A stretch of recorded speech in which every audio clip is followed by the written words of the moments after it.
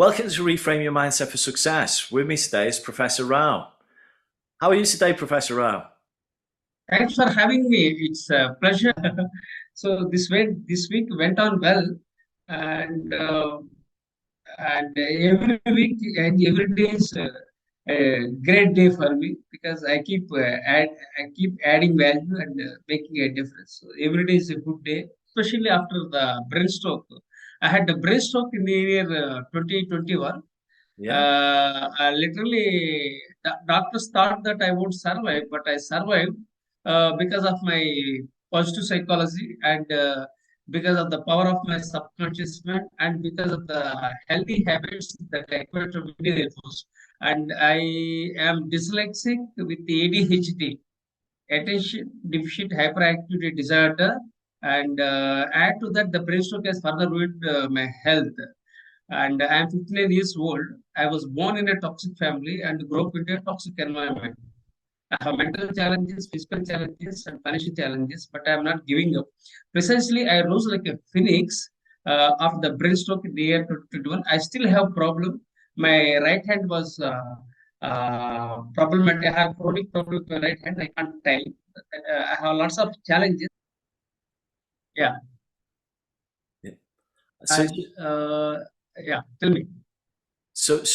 yeah, I always start the podcast with looking at your career and your story. And I Yeah. know, obviously, you've had COVID recently. It's been a difficult situation, and you've been working on the new book as well.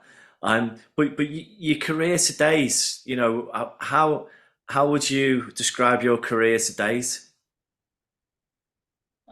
See, uh, I at the age of 18, I joined the Indian Air Force, and I was lucky that I came out my toxic parents, and I was not blessed with the regular education. I was a college dropout, Yeah. and I'm very much interested in my career, education, and learning.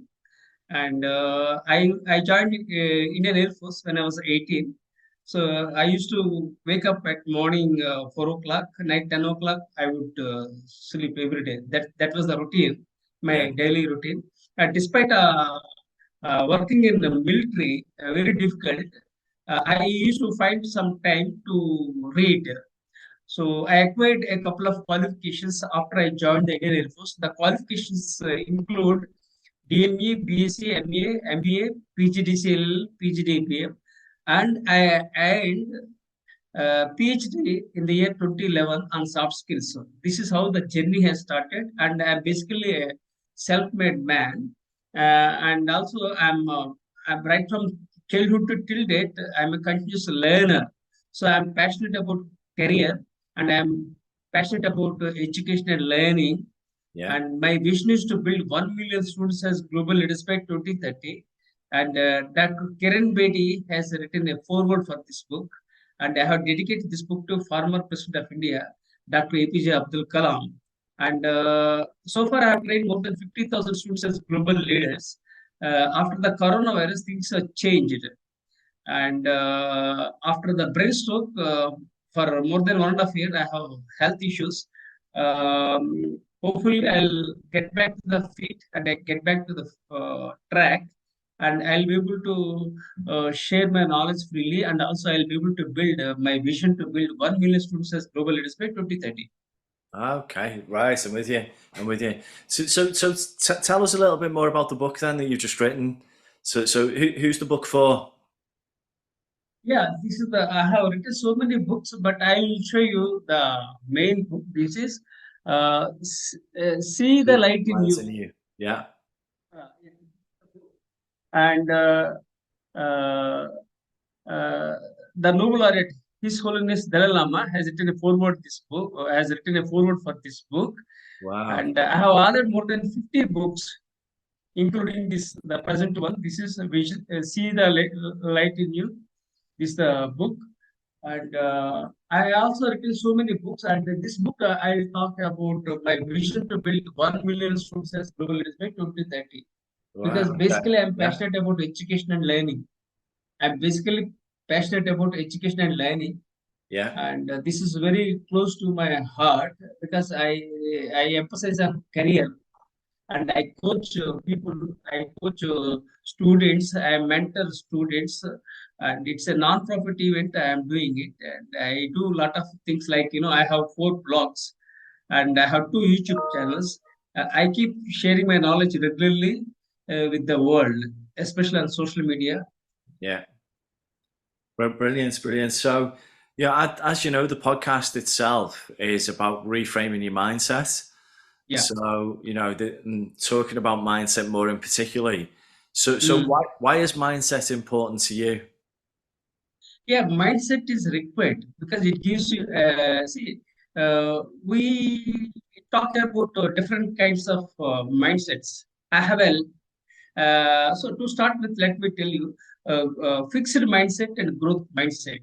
Okay, fixed mindset means they have their mindset is very much fixed. Okay, whereas growth mindset means thinking exponentially and coming out of the comfort zone and embracing the change and learning the things and growing in that way. So I will also talk about this learning mindset. Learning mindset is the one I have inculcated right from my childhood to till date. Hopefully, I'll be keep doing. I keep doing the same thing in the future. And uh, the learning is the thing that's the core of my personality.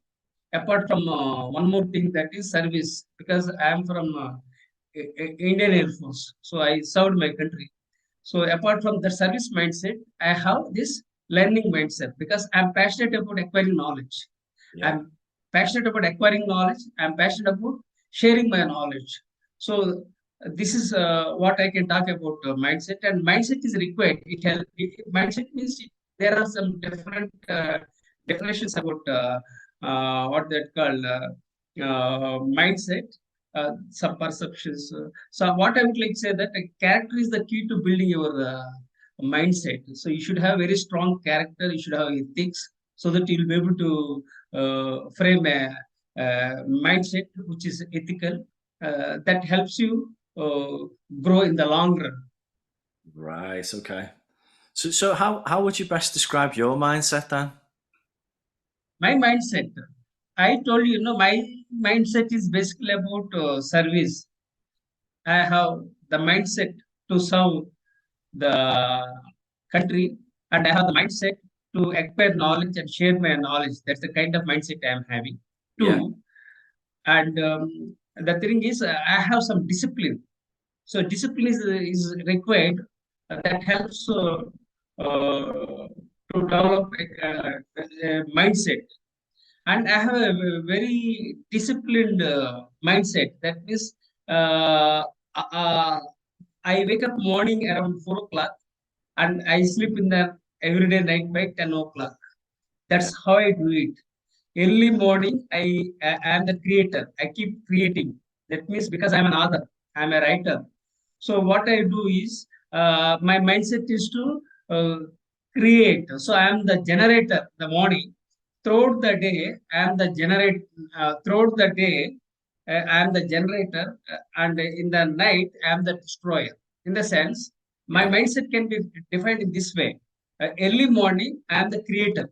That means I create something new. That means I keep writing. I create my own ideas. Okay, like that I do. So I am the creator. And throughout the day, I am the generator. Generator means I keep adding value to whatever the knowledge I am having in Yeah. order to make a difference in the lives of students or society, whatever it is. In the night, what I do is I am the destroyer. Destroyer in the sense I destroy negative thoughts from my mind. So like that, my life, the my daily routine, morning 4 o'clock, night 10 o'clock, divided into 3 areas: creator, generator, and destroyer. This is the kind of mindset I have built. Right. Brilliant. That's really brilliant explanation and insight into your mindset. I really like that. And if you talk about that's the way you describe your mindset, and that in itself is a technique. Are there any other techniques that you use to develop your mindset that you could share? My mindset means if you want to build a strong mindset, you should reframe your mind. Okay. I think you are very. I think you focus on reframing the mindset. Okay, I do agree with you. So what in my case, what I do, I utilize the power of my subconscious mind. I know how to unlock my inner power. So I know how to unlock my the power of subconscious mind. Yeah. So that helps. This is one of the techniques I utilize to unlock my power, to add value and make a difference in the lives of others and also in the minds of students, because students are very close to my heart. Right. I'm with you. I'm with you. So when you look at, I mean, you talked about the recent book. You know, it's been endorsed by the Dalai Lama, which is amazing. I'm going to ask you some questions about that shortly. But you know, from growing up as a young child to where you are today, who's actually helped you develop your mindset? Yes, because that say I was born from a very poor family, and for 18 years I had lots of challenges. I worked in a tea stall in India with my father, and I used to study, and also I used to clean plates, other things, because I was working in a tea stall and helping my father. Okay, that's the kind of tough life I led up to 18 years. Then what happens? Then I joined Indian Air Force because I had a dream to serve my nation. So then I joined Indian Air Force and I acquired qualifications. Around total 7 qualifications I acquired. Then I entered into business. That means I was an entrepreneur, which didn't work out. Then I entered into teaching because teaching is something which I discovered. Then I came to that it's my calling. So then I started sharing my knowledge. So I got attached with the students and I started writing books. So I don't different. I put on multiple hats. First, I was as a soldier. Second, as an entrepreneur. And Yeah. third, as an educator. And fourth, an author. And fifth, I don't know where I will land up. Probably I will become a very good philosopher. So, like this, I have reinvented myself from time to time. Yeah. But despite challenges, financial challenges, mental challenges, uh, several challenges, I have not given up.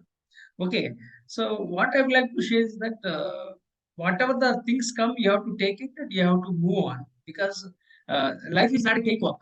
Life is full of struggles and sufferings. So you must take things in your way, and you have to keep moving that in the Yeah. forward, so that you can add value and make a difference in the lives of others. Right, I'm with you. I'm with you.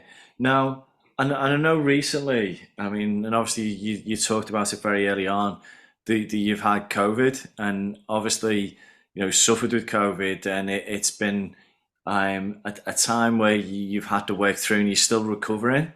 So, you know, how difficult was that? You know, it's quite life changing, isn't it? At the end of the day, how difficult has that been from a mindset perspective and from a life perspective for you to deal with? It was a very big challenge from see. I became this. I think before pandemic, things were going on very smoothly despite financial challenges. After pandemic, things have changed altogether, and lockdown came. Then I got COVID, and 1.5 year back, I think 2021, I think May somewhere, I collapsed. I Oh, had no. brain stroke, Oh, and my no. right portion of the body was totally paralyzed, and I was in the ICU, intensive Oh, care gosh. unit, Then what happens? Then it took for few. It took a few days for me to get up. So I took physiotherapy exercises for more than 1.5 years. I started going for a walk. Gradually, I recovered, and I'm basically resilient. Okay, so gradually I recovered, and I'm able to walk now. But I still have the problem with my right hand. I have chronic problem with my Yeah. right hand and right shoulder. There is Yeah. no sense to my right hand right now. People, I look quite normal, but there is no sense to my right hand and right shoulder is numb. Lots of challenges. I have some internal allergy. So many challenges in my life, Yeah. but there is some inner power that helped me to be alive, so that I can do something for the global community. So I take things in a very positive perspective, and many people at that time, some people they died, but I recovered because of the healthy habits that I acquired from Indian military. Okay, that's the one. And healthy lifestyle and military background, my education, my positive attitude, and vision to build students as global leaders. So all these things have helped me to bounce back, and so I am on the track. Precisely, I rose like a phoenix of the brimstone.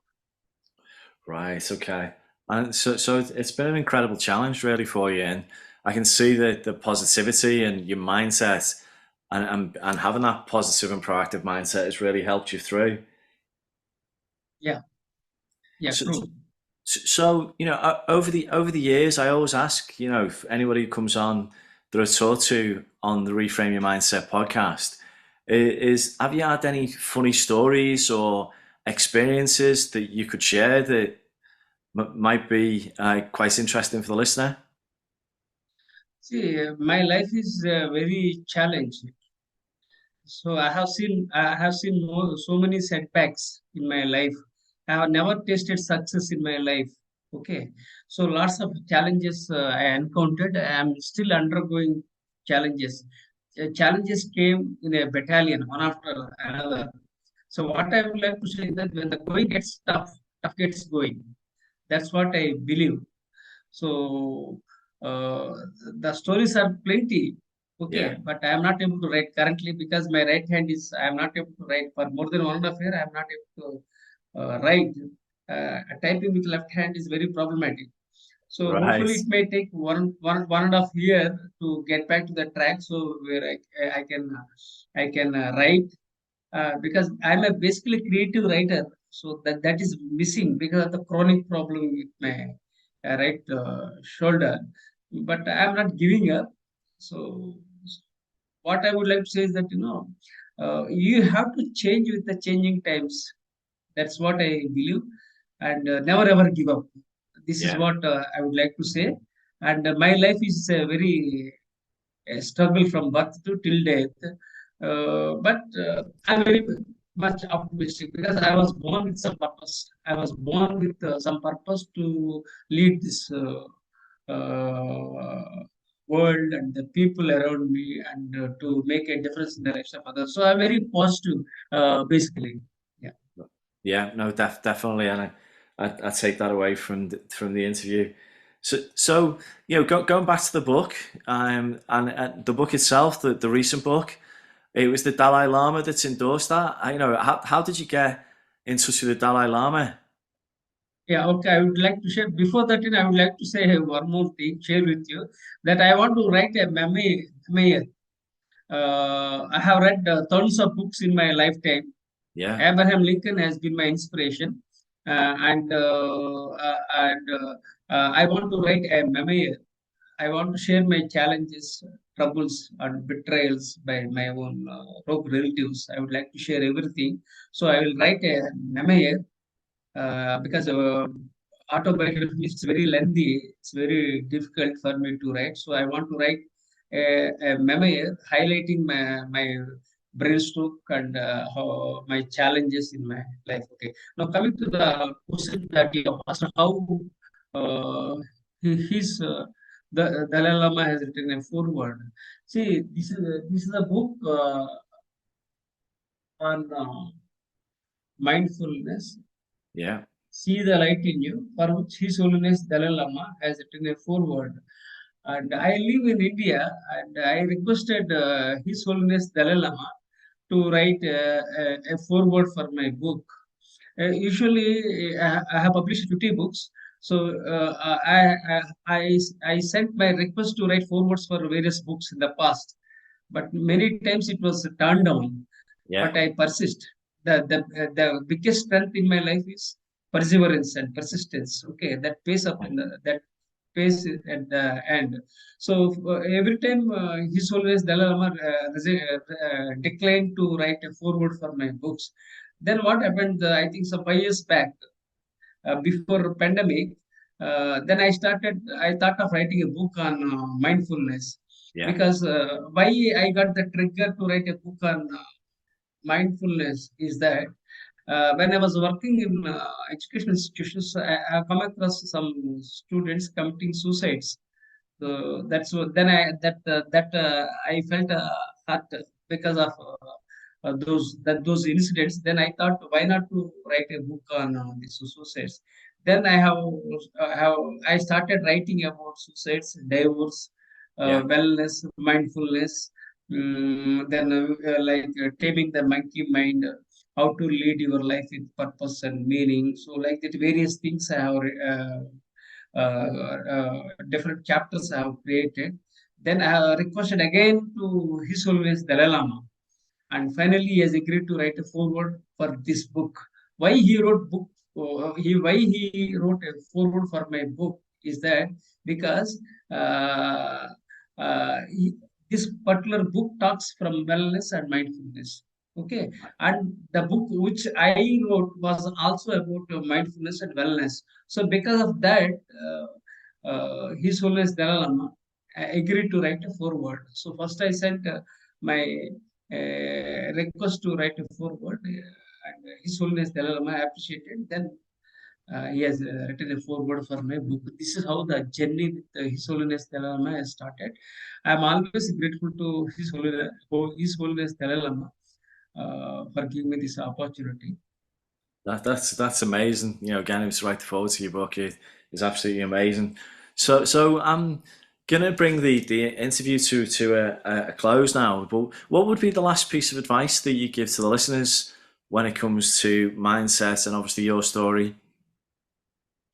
See, there are a couple of messages usually I share with everyone.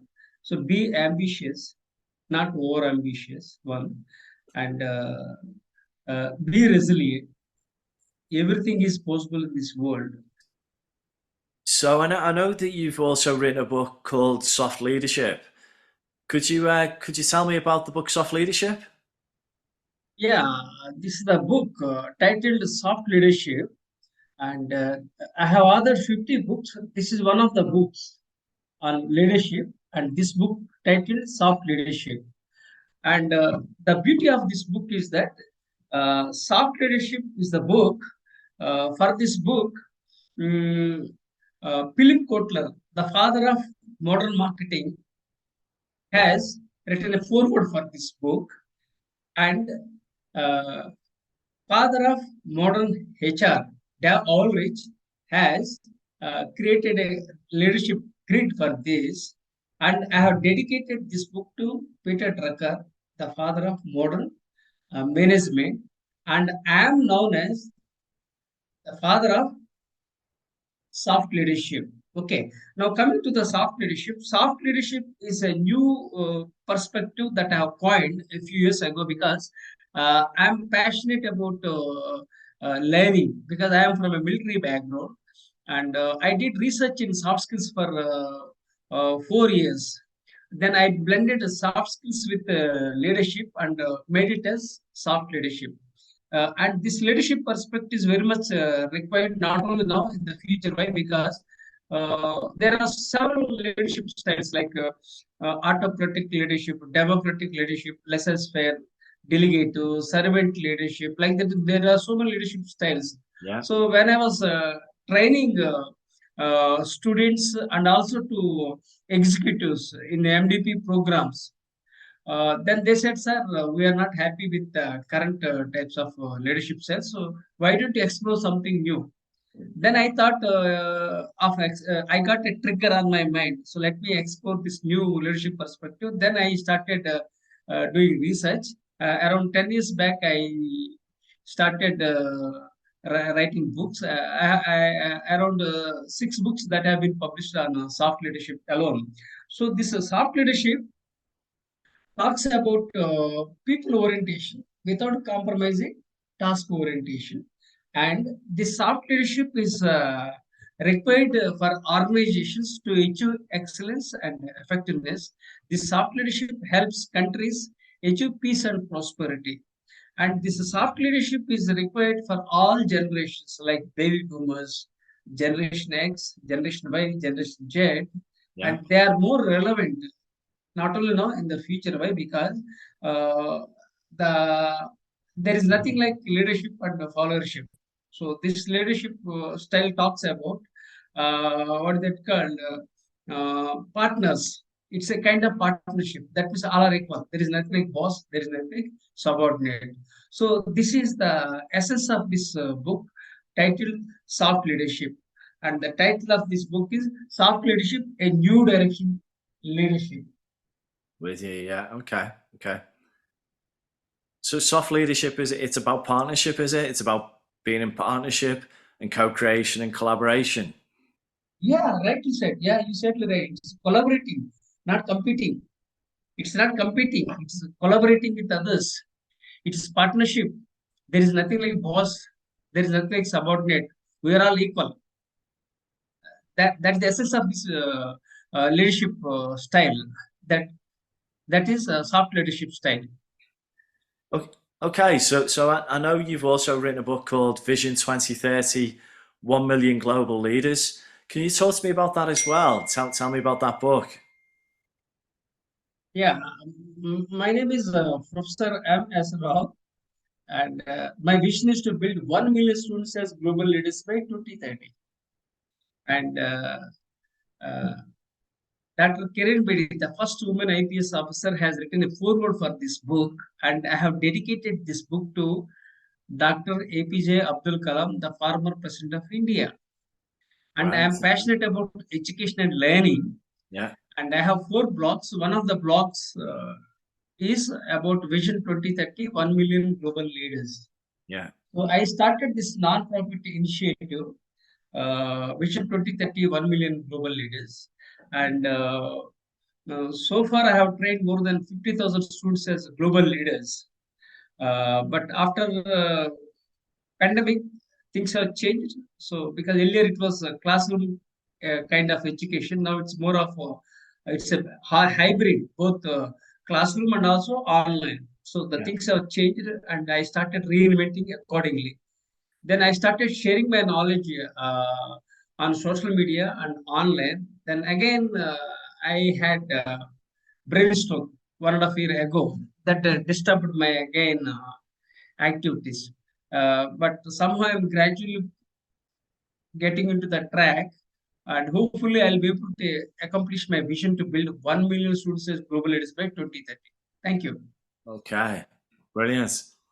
And just a question on that. So why do you want to create 1 million leaders? I beg your pardon. Why do you want to create global leaders? Acha, why I wanted to create? Yeah, it's a great question. See what happened.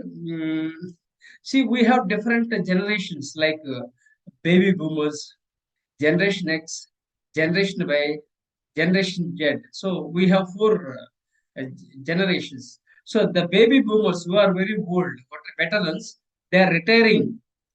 So, so we need to educate the people, Generation X and Generation Z, and I belong to Generation X by Z. So I belong to Generation X. So I want to create a leadership pipeline. That means I want to load the leadership pipeline in such a way that I'll be able to groom students as global leaders. Because the baby uh, baby boomers are retiring, so, and I belong to Generation X. So I want to uh, I want to groom the next generations, especially this generation Y and generation Z. I think we call them as millennials, and we can call generation Z as centennials. So we have to groom them. So having this vision 2030 helps me to load leadership pipeline. That's one thing, and also to groom the next generation of leaders, especially who are millennials and who are centennials. Thank you. Right, okay. And in creating the leaders, creating these leaders, what will be their purpose in the world? What's your question? I beg your pardon. In creating these leaders, Uh, what will be their purpose in the world? no, we need to see our life is limited. We live on this planet for a limited time. Yeah. So we have to do something for the society, and we have to do something for the society, and we have to identify the important challenges, and we have to address the challenges so that we can add value to others, make a difference in the lives of others. So, as an educator, my life is limited. I am 59. I may live 10 years or 20 years, whatever it is. So, as long as I am there, I want to encourage young, the next generation of leaders, so that they can continue. I can leave a legacy for the future generations.